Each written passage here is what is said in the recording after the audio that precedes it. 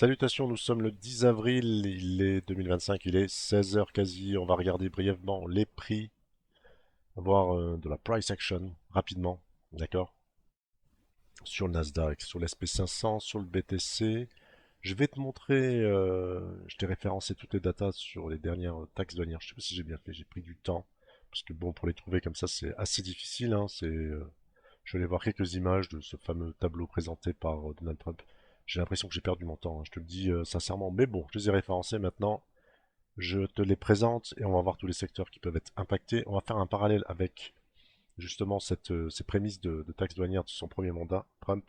D'accord. On va faire ça et on va voir à quoi on peut s'attendre. Éventuellement, on va faire le parallèle avec les cryptos, comment les cryptos pourraient réagir par rapport à tout ça. Petit disclaimer et on attaque.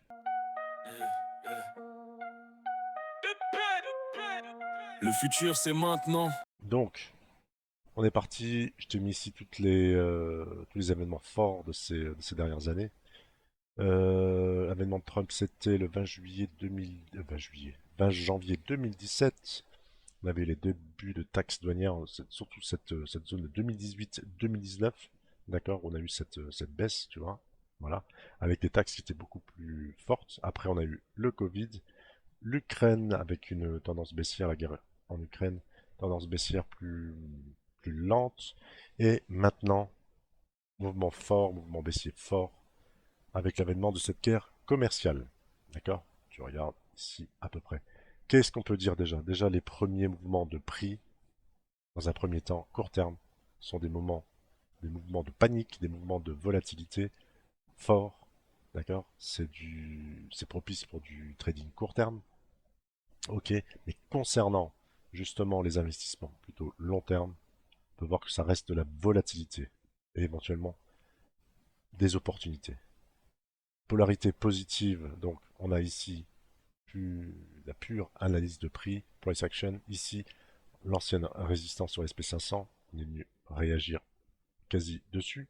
Donc tant qu'on se maintient sur, je dis bien des bougies journalières, voire semaines, tant qu'on se maintient au-dessus, ça va, ça reste positif. On peut regarder le Nasdaq 100, c'est un peu de choses près la même chose. On peut regarder sur BTC. BTC, la différence, c'est qu'on est venu travailler cette zone une fois, deux fois, trois fois, plusieurs fois, tu vois, et on revient dessus. Est-ce qu'on va revenir encore un peu plus longuement, venir aplatir, je ne sais pas, ou rebondir directement. En tout cas, on a de belles bougies en journalier. Ça reste plutôt positif. Les belles bougies sont également visibles en journalier sur les marchés US SP500 en l'occurrence, tu vois, cette belle bougie. D'accord. Bon, il y aura certainement des ventes à court terme. Est-ce qu'on va venir encore titiller pour jouer sur la volate? Ça dépend, on ne sait pas. Quelles sont, quelles vont être encore les annonces prochaines? Annonce de ce jour, 90 jours de délai. Bon, que dire là-dessus, franchement. C'est pas. Moi, je plains les entreprises, hein, qui se lancent quelque chose, qui se disent, tiens, je vais faire de l'exportation. C'est extrêmement compliqué, hein. Voilà, c'est très, très, très, très compliqué, hein. Je les plains. C'est comment réagir là-dedans si t'as pas, voilà, t'as pas des fonds illimités. Bon, bah écoute, on va regarder pour l'instant, je vais me résumer à ça, je vais garder mon avis pour moi. Et là, je t'ai recensé, alors je suis allé prendre ça sur toutes les images qui présentaient, tout ce que j'ai pu trouver. Il n'y a personne, aucun site qui a été capable, c'est fou ça, je trouve ça dingue, qui était capable de recenser toutes les taxes. Voilà, je t'ai mis ça, je t'ai mis, alors je vais défiler en même temps. Donc ici, tu as les impositions du SA, la riposte du pays concerné. Je t'ai référencé les secteurs d'excellence, donc c'est des secteurs qui pourraient être touchés. Je t'invite à faire des screens, à faire des pauses. Voilà. J'ai même référencé le PIB en milliards de dollars et un indice de vulnérabilité. Pourquoi un indice de vulnérabilité? Ça veut dire que ces pays qui justement des specteurs, n'importe quoi, des secteurs qui sont spécifiques et qui n'ont que ça, qui exportent à mort. On peut prendre par exemple de mémoire le Congo qui est au niveau, qui est beaucoup dans les mines, qui exporte, je crois, cobalt et cuivre, énormément, 50% de l'offre mondiale, si justement avec ces taxes, des taxes douanières assez fortes et qui est très vulnérable ce pays, peut voir justement, déjà premièrement, sa monnaie être complètement désossée, hein, on peut dire ça comme ça, et Et d'autres pays également, comme le Bangladesh par exemple, au niveau textile, tu vois, qui en théorie était taxé à hauteur de 74% par les USA. Bon, pour l'instant, tout ça est oublié pendant 90 jours. Voilà, parce que se fier à ces discours maintenant, c'est assez difficile, mais on voit bien que ça reste pour l'instant une confrontation USA-Chine. Je vais te résumer tous ces secteurs, disons. Donc voilà, tous les secteurs, je t'ai mis ça ici. Secteur clé et vulnérabilité aux conflits commerciaux, les géants économiques mondiaux, les secteurs pétrole et gaz, tu connais les pays, de toute façon l'Arabie Saoudite, les USA, la Russie, enjeux clés transition énergétique, l'automobile, voilà. Pour l'instant, l'automobile au niveau de la Chine, la guerre commerciale sur les batteries, l'électronique et semi-conducteurs, hein, de toute façon c'est toujours la même chose à peu près, Nvidia, USA, Taïwan, au niveau des puces, il y a aussi les métaux, également secteur niveau 2, secteur majeur, l'agriculture, le Brésil soja, je crois que l'Argentine également exporte pas mal de soja. Et on va voir déjà les conséquences que ça avait eu sur le premier mandat de Trump avec ses prémices de taxes douanières, qui n'étaient pas aussi colossales que maintenant. Bref. Le tourisme, forcément, de toute façon, tout est cher, l'augmentation de l'inflation, voilà. Mais en tant que consommateur, si tu as des choses à faire, si tu voulais prévoir de gros travaux ou autres, je pense que c'est le moment. Si tu veux acheter des composants informatiques, je pense que c'est le moment s'il reste en stock. Voilà. Est-ce qu'on aura une pénurie? Je ne pense pas. Une augmentation des prix, ça c'est clair. De toute façon, qu'est-ce qui n'augmente pas? Textile et habillement, pays à risque, Bangladesh, 37% d'exportation taxée, hausse des prix Zara, délocalisation vers l'Afrique. Voilà. On a 90 jours, donc je ne sais pas si je ne suis pas dans les petits papiers de tous ces pays-là. Est-ce qu'ils ont prévu un plan de secours? Est-ce qu'ils ont prévu quelque chose pour lutter face à ça? Est-ce qu'ils ont tiré les conséquences de ce premier mandat de Trump? Je ne sais pas non plus. Je doute, je doute. Donc voilà, ralentissement des voitures électriques, taxe US.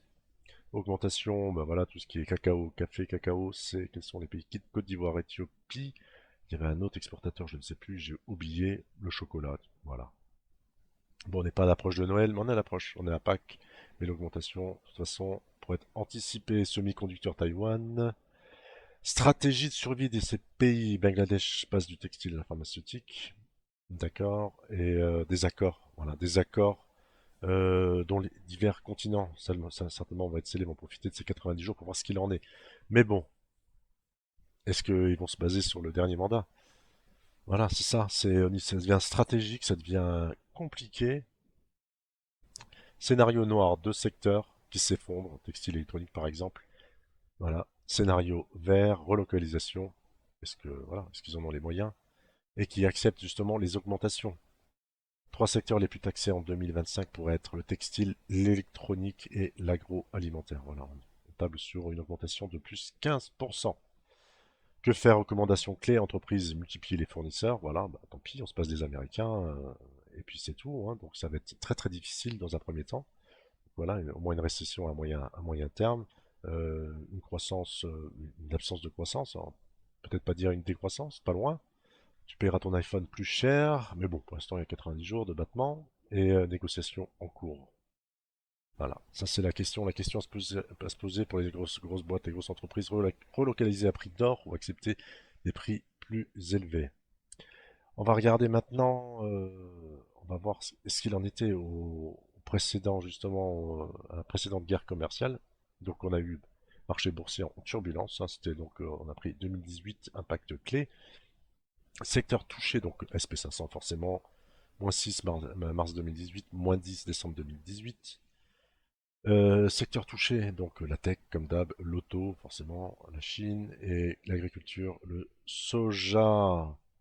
Donc les baisses au niveau de marché chinois et les moyens, la guerre des monnaies. Bien sûr, ça va être le dollar versus le yen et les techniques de dévaluation par rapport au yen, ce qui pourrait, et c'est là qu'on va parler de crypto un peu plus tard, justement, les Chinois qui sont investisseurs à l'étranger, eux, ils vont payer le prix fort avec cette monnaie qui va être dévaluée à tire-larigot.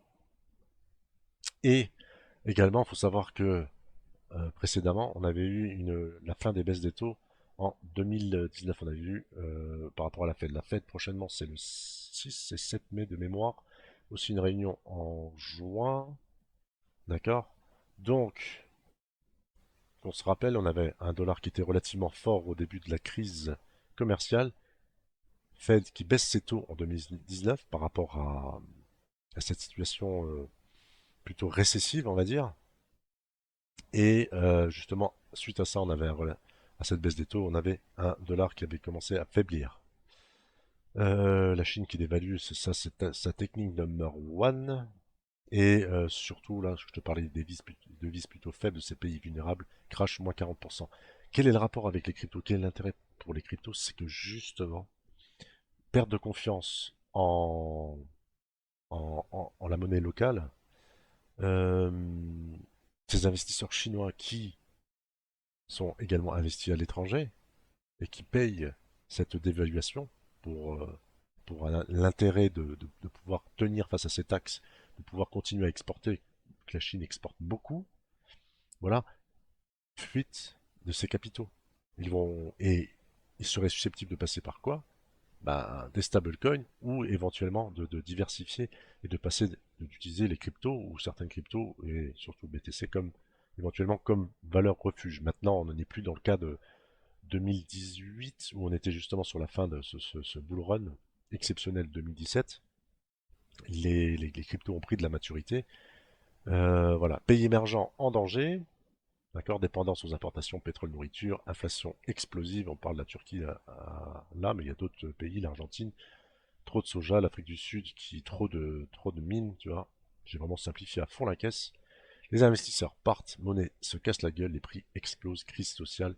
Forcément, il faut trouver des valeurs refuges. L'or est au plus haut historique. J'ai pas regardé récemment, mais bon, il est au plus haut historique. Je pense pas que c'est changé dans ce contexte-là. Voilà. Donc, bataille des taxes, marché instable, indécision comme d'hab, dévaluation jouée avec la monnaie justement pour lutter contre ce taxe par rapport à la Chine, pays pauvres, victimes collatérales, inflation, chômage, augmentation pour les consommateurs. Que dire d'autre? Non, voilà, je pense avoir fait le tour. Donc, la guerre commerciale, c'est comme au poker, la Chine mise sur le yuan, les USA sur les tarifs et le monde entier paye les pots cassés. Voilà. En gros, que de bonnes nouvelles. Bon, maintenant, par rapport à tout ça, qu'est-ce qu'il en est? Bah, tu vois que, à force de dévaluer, et que maintenant certaines devises vont se casser la gueule, les investisseurs des pays qui investissent à l'étranger et qui voient leur monnaie dévaluer, justement, vont certainement fuir.